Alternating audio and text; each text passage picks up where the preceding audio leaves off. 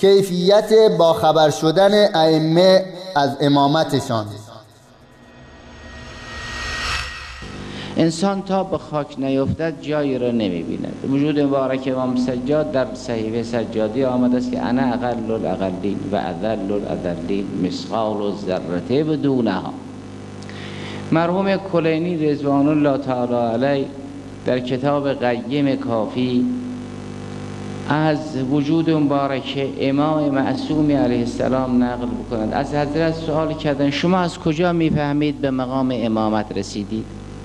مثلا وجود مبارک امام جواد از کجا میفهمد که به مقام امامت رسیده است؟ خب وقتی امام هشتم سلام الله علیه در خراسان شهید می شود، وجود مبارک امام جواد در مدینه به مقام بالای امامت میرسد.